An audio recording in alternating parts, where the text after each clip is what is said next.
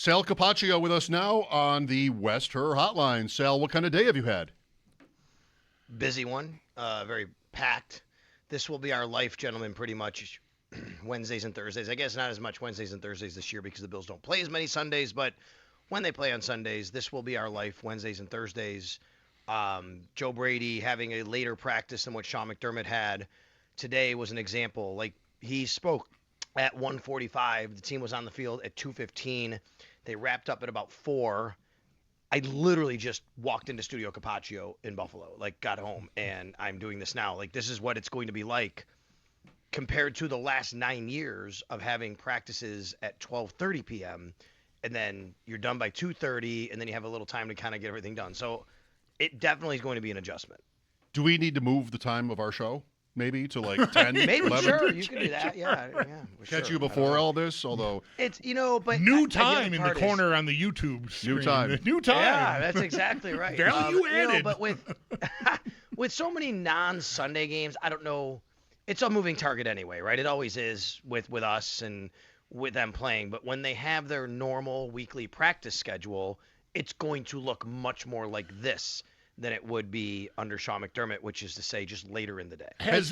Has Brady been asked about Right. this preference? Because it makes sense that they're doing it during minicamp, because I'd already heard that it looks like training camp practices are going to be more in the afternoon, whereas McDermott was always kind of first thing in the morning. That's not the case? No, training camp is going to be early in the day from what I Oh, understand. okay. Earlier even. I heard wrong. Wow. Okay, I heard wrong then. All right, well, then that sort of torpedoes the question about Brady having a preference for the afternoon versus the morning. Well, we did not ask him today specifically because we didn't really know, officially, and it's not official until everything comes out. But right. my sense is just because they're going to have meetings, sports science, weightlifting. It just really, lots of teams do it this way. The Patriots have later practices. Yep. A lot of times for us in the media, we're just wondering, like, when are we going to talk to people? Are we going to get people before practice, after practice? When do we do that, right? Right. I'll tell you, if you work in the TV industry, you're loving this change because you can be down there and just stay down there and do your 5, 6 o'clock newscast, right? For me or other people in the print media, maybe, you might not like it as much because you want to get out of there and get your work done, Right. Right. So it just depends on who you are and what you like. He has not, and Bulldog, and maybe we'll ask him at some point. I'm sure at training camp it'll come up when they're having earlier practices, most likely, which is basically the question of, like, why, like, what do you think about that? You've done this way under Sean McDermott or others. Why are you doing it the other way? And my guess is, meetings, weightlifting, sports science, all that stuff. he won't say, I just want that extra hour of sleep. He won't say that. Coaches don't talk like that. Will he be is he a John Gruden, set the alarm for 3:17 in the morning so he can be at the office by 4? Oh, he's already got guy? that reputation. Like, he's the first. Yeah. Like, I don't think any players are expecting or expected to beat him into the building. I think that's right. Brady's got that rep already. Do we take that seriously? He's an early guy. Yeah. Do we take that seriously? Does it, in 2026, not to load the question, Sal, but does that impress you? No, it doesn't impress me from a standpoint of, someone. It depends. Like, is someone doing this at a flex? Then no, it doesn't impress me. But I'll be honest, like, just knowing, like, how I am in my own life, if someone tells me they get up that early every day and start their day and do things, I am pretty impressed by that. That's cool. Like, That's fair. Like, I sometimes wish that I would be more in that routine, to be honest with you.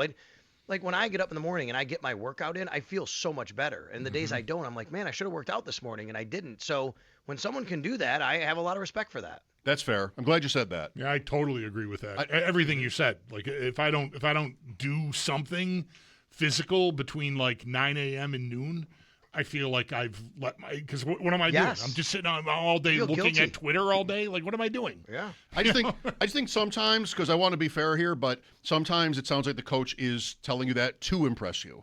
Sure. And, Yes. If it's for show, then I don't need it. You got to be able to tell the difference, I guess. So, let's see. What else? I mean, we got the lineup of. Want to talk about what happened today? Yeah, What happened right. today? What people said? Like, what's more interesting? What happened or what people said? Because a few different, I know we know Josh talked and obviously the coach too. What's the lead, right? Yes, and in full transparency, I did not hear Josh yet because I was talking with other people, again, because of the way this is structured now. Like, Josh was at the podium, and I'll go back and listen to him. I was actually off interviewing other people, including, like, Travis Clayton, playing defense now and as opposed to offense. And Michael Hoyt was interesting and wanted to talk to him a little bit today because he was doing individual drills, guys. Like, it's crazy to think he's about. back. It looks like he's back. Yeah, at Sal Sports, by the way, if you want to take a look at some video on X, I'll post it at the website later. But I mean, he's doing individual work, and he knew to the day and how many days it is. He obviously he would know when he tore his Achilles. He said it was November 5th, and he said, what's that? How many? 7 months and 4 days or something like that. Like, he knew it. Like, and he said, like, I don't know if I'm ahead of schedule. Sure, it might feel like that. He goes, I'm just doing what I need to do to get back. And he is. He's doing individual work. I was surprised to see him doing that today. I thought he'd continue to work with trainers off to the side. So that was encouraging. Joshua Palmer was back working on the field. Just seemed to be taking regular reps. So that was good to see. Deion Dawkins was back. That was good. We heard from him a little bit. He said he's certainly not where he wants to be physically, but he's getting there. Like, he's had to really kind of do some things different with his body. He wants to be able to he wants to lose some weight for the season. And, it's just still early for that. We did not, however, see Skylar Bell out there. I did see him catching passes from the jugs machine after practice. So he had a sleeve on one of his legs. So I'm guessing he just kind of nicked up a little bit, and, nothing too much to worry about if that was the case. Cole Bishop did not do any football activities. He was on the sidelines watching, and so was Spencer Brown. I don't think there's any reason to believe either of them have anything major. However, Dorian Williams was spotted by Matt Bove. I did not see Dorian, but he was spotted. Matt tweeted it out on big crutches. Like, Matt said, the crutches were pretty big too. Like, Dorian was on crutches. Joe Brady was asked before practice, before we saw this, about Dorian not being at OTAs. He revealed there's an injury. He did not say specifically, but we know it's something different than the neck injury during the playoffs, which means it's an off-season injury. Because you wouldn't be on crutches with a neck injury, Correct. Probably. Although it's football, they could try to trick you. Right. They don't have to disclose injuries now. And so, Brady goes on to say they hope Williams is ready for camp is what I think I read, right? So that doesn't sound super great. It doesn't. I mean, you guys know, I think we talked a little bit about, the linebacker spot. And I just think, first of all, I think there's a true open competition there. But this really makes me zero in on Caleb Elarmzor. Like, I think he's going to go to training camp as the front runner now. I don't think there's any doubt about it. He's going to have all this opportunity in taking these reps during the offseason. Terrell Bernard I just wrote about this at WGR550.com with the inside linebackers, and it's just so happening now where, to me, like, Bernard's already the entrenched starter, and now you're going to have Caleb Elarmzor there. It also makes sense now that, they did bring in another linebacker just a couple weeks ago. Demetrius Flanagan Fowles, and this guy's been in the league 6-7 years, so at least you have another veteran in the room. You have Joe Andreessen still there, but this is a bummer for Dorian Williams. I hope he's ready for his sake. He's done everything he can to put himself in position. 4 years last year of a rookie contract he's going into with a change in defense and maybe an opportunity to be a starter, and this happens. It kind of sucks. You know what I mean? I've heard this from others. I'm thinking of Jacob Sanderson, who I'll be on with tonight from ADP Chasing, thinking of Daniel Jones. Sal, have you given a thought to this? Speaking of Hoyt, I think Achilles injuries, we have to recalibrate how long they take. I mean, it wasn't that long ago that you did not come back. I mean, Cam Akers happened. Cam Akers, as a running back, had an Achilles injury, and then, wow, he wasn't super good. He might never have been super good, but I think maybe there's a thing here. Like Daniel Jones, Jacob is a Colts fan. He's like, he'll be there week 1. And that seemed counterintuitive. I mean, he was injured very late. Yeah, only a couple of years ago, we were sort of rolling our eyes at Aaron Rodgers talking through an offseason like, I'm going to be fine. Right. And it turned out he was. Like, there was even talk, I don't know how serious it was at all, about him even coming back later that season. That's right, and we all made fun of that. We absolutely did. Yeah. Well, I agree with you. It feels like there's been many advancements maybe with Achilles injuries, right? I'm not sure on that necessarily, but I agree that maybe we have to think a little bit differently than what we've always, thought about it. Michael Hoyt, I asked him today, I said, I know you're an Ivy League guy. You went to Brown, right? I mean, he's a smart guy. I said, how much have you like dived into the science of the Achilles injury? And because it's funny you're asking me about this because I'm curious about this. Like, here's this guy. He's already out there. And he's doing all this. And I'm like, you're a smart guy. Like, did you read up about it? Have you been, kind of immersing yourself in the recovery? Now, he said, look, a lot of the stuff is going to be the same for a lot of people, but sure. He said, I've been a sponge with a lot of the doctors, just understanding the body, understanding a lot of what goes into it, what to do, what not to do. He said, you're probably going to get the same kind of rehab from most places.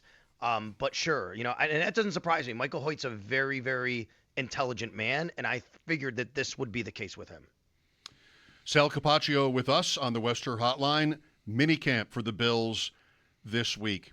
Listening to Brady today, we were talking about not only some of what he said, but how he says it.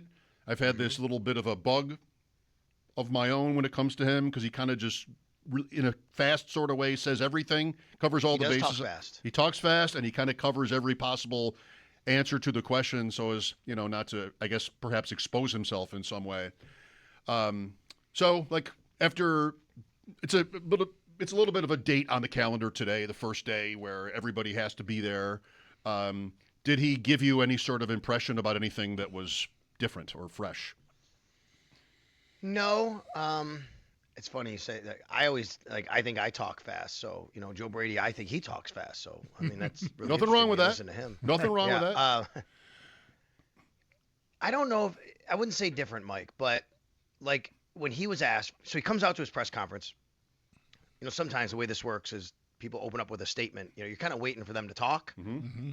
He didn't talk. So he just stand there and he kind of looks at us. So I'm not always the first person to ask a question, but today I was the first person to ask a question. And I said, Joe, is everyone here today? Joe, are you expecting, everyone to be here? However I said it. His first two words, everybody's here.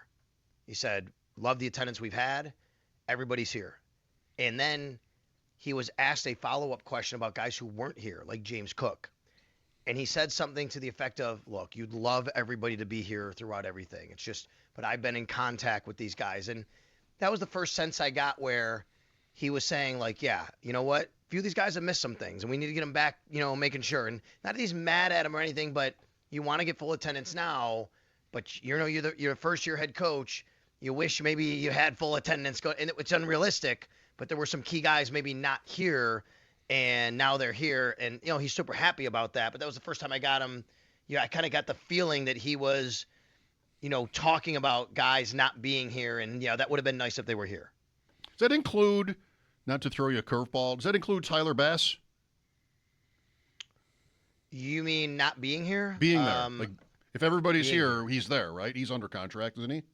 Yep. He is, yeah. I don't see any reason why. I can't remember anything going on with him other than the injury from earlier this offseason. Okay. Does he have a new number? I mean, I'm sorry, from last year. I'm sorry. But yeah, he's there and he's participating. It's weird with the special teamers, the kickers, the punters, the long snappers, because sometimes guys, like, they will just do their work separately, and I'm not even paying attention if they're there or not, because I don't want to say they're not there, because they literally could be inside the new stadium for all I know, testing the wind. You know what I mean? Like, I don't know. That's how that thing goes with them. Does he have a new number? 16. 16. Yeah. 16 now because Moore. DJ Moore is number 2. Yeah. Do we have an official trade, a transaction? Not yet. We haven't asked about that yet. Thank you for reminding me. I'd like to get that on record at some point. Maybe we'll do it at training camp, but at some point we're going to ask him for that for sure. By the way, on ProFootballReference.com, we enjoy the nicknames and sometimes the pronunciations come in handy. For Tyler Bass, it literally says pronunciation pronounced like the fish. That's what it says. Well, on the that's site. because it says that in the Bills media guide. So it's just copied from there? Pronounced like the fish. Yeah, like literally when we get our game notes, if you look at the game notes, the flip card that you guys see, and you go in the Bills media guide, it says pronunciations, and it says Bass pronounced like the fish. Well, that only helps me if I know how to pronounce the fish. I mean, if I don't know that, I'm in trouble. Right. I wonder if there's ever been anyone who goes, well, I'm sure there has, goes by base, that spelling, and on their Pro Football Reference card, it would say pronounced like the musical instrument. Right. Yeah, I've never heard anybody pronounce bass with that spelling, but I'd like to meet somebody who has that. Right. All right. DJ Moore. I asked because there's a picture of DJ Moore today. He's got a playing card under his hat. The two of hearts. Mm-hmm. He's number 2. He's got the 2 of hearts. Oh, okay, gotcha. Sal, we've talked about more, and we'll do so many more times. No pun intended. Yeah. What's a stat line that they can live with that will make the Bills feel like, notwithstanding their record? I mean, that's where it has to start, and that's what matters the most. But with what they've invested in more, draft pick, money, and then a role presumably as the number 1 target in this offense, I'm saying that. What's a acceptable year, like a minimum acceptable year? First of all, let me give you a note on DJ Moore, since he's top of mind here. There was a moment during practice today where he looked like he was being looked at by trainers, and even Josh Allen went over and got down and talked to him. We're all like, ooh, what happened? It was after a play in the red zone where it appeared that he tried to kind of pull up a little bit and go the other way, and we were like, did something happen? He got back up, he put his helmet on, and he went back in. So nothing to worry about, but just to kind of cover all the bases here. If you look at last year for the Buffalo Bills and what their wide receiver, and there's been so much discussion about wide receivers, their top receiver was who? Khalil Shakir, right? 72 catches, 719 yards. Mm-hmm. First of all, I would say DJ Moore has to blow by that. Like you have to be better than that. He wasn't brought here to do 72 catches for 719 yards. DJ Moore has been an 1,100 plus yard receiver 4 times in his career. I think he has to at least get to 1,000 yards and maybe 1,100 to get to where you're talking about, Mike. And touchdowns? Do you see him being, I mean, they don't really have this already for him to replace somebody as this, but like is it possible, is it likely he's a number 1 option on 3rd and goal from the 8? Like is that going to be a part of his story this year? It's a good question. I don't think I'm comfortable answering that until I see a little bit more at training camp and how they want to deploy him.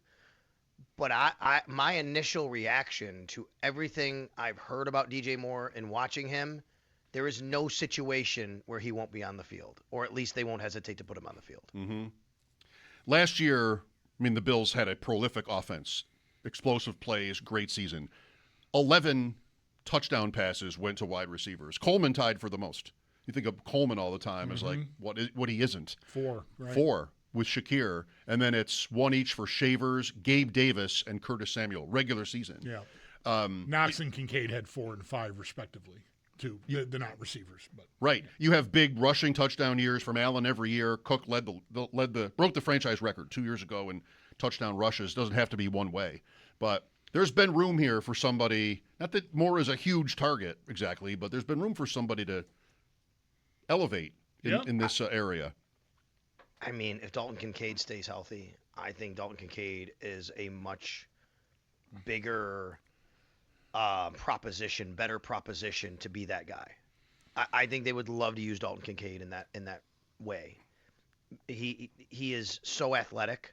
He can be a mismatch, and if you're going to go a little bigger at the goal line, I think he can beat a guy, and that would be great for them. And he's looking really good. By the way, Sunday was the Greg Rousseau softball game. I was the MC out there, and this guy just was smashing home runs, and he looked great. And he's been doing everything this offseason. There was talk at the combine and owners meeting about load management or whatever that made the rounds. And I mean, today I asked Brady about Dalton, and he said he talked immediately about his mindset, and that's a part of it too. If you're looking for that, Mike, I think Dalton Kincaid is the more likely option to be the guy that could have some sort of major impact on red zone, throwing the ball and catching the ball in the red zone than DJ Moore. And that's not to say DJ Moore won't be a part of that. Yeah, the talk about load management was from the Bills, right? It wasn't just us speculating. Like they all No, that's right. Right, they all used that phrasing talking about Kincaid. And they said, and then when they said it, people thought they meant in the season. I thought they meant in the offseason, but I haven't seen it yet in the offseason. I'm saying too. Right. Yeah, good. Yeah, good point. Yeah. I saw a clip today. Brandon Cooks on some NFL show talking about how much he loved it here, and I also saw an interaction that I believe was between Deion Dawkins and Stephon Diggs, where Dawkins is like saying it's time, kind of like come on back kind of thing. Do you think they will add a receiver of that caliber to this room, or do you think they'll go to camp with what they've got? This is a really interesting discussion for me because we just had it this morning with Jeremy and Joe, and where I arrived ultimately was, would I be surprised if in September Brandon Cooks is on the roster and not Joshua Palmer? I would not be surprised. Joshua Palmer today was on the field doing work. He hadn't been doing that the time we were out there. Mm-hmm. He had injuries last year. I think they like Joshua Palmer. He's got to be healthy, though. They can save $2.5 million. Now, they would take a pretty good dead cap hit, but I don't think that matters to these teams as much these days. The money you're saving is more important. You can move on from him and save $2.5 million. And I think Brandon Cooks was very much what they wanted in a wide receiver. They loved him in that building. They talked so highly of him. I just think the Stephon Diggs stuff is so it's soap opera stuff. To me, it's not worth really getting into talking about, like, as far as a serious idea. I mean, and Deion Dawkins, I don't know. I mean, that could be anything. Deion Dawkins posted an April Fool's joke that he got traded to the Miami Dolphins, on social media. Oh, that wasn't real? So, so I don't think the Stephon Diggs thing is – I think that's not going to happen. Okay. I'd be really stunned. There'd have to be some sort of amazing reversal of, those two parties and how they, how everything ended and stuff. But without getting into that, I think Brandon Cooks could be a legitimate possibility, but that might depend on where this lands with Joshua Palmer, Keon Coleman, Skylar Bell, and what all of that looks like there. Mm-hmm. Poor Sal. Every single show we want to talk about wide receivers. I asked him that as I asked him the DJ Moore stat question. It hit me. I just asked him that last week. The same question. Yeah. I pushed back on Moore a little bit. Well, hey, you asked me something else last week that actually we did get some play on, just so you know, just the James Cook workload.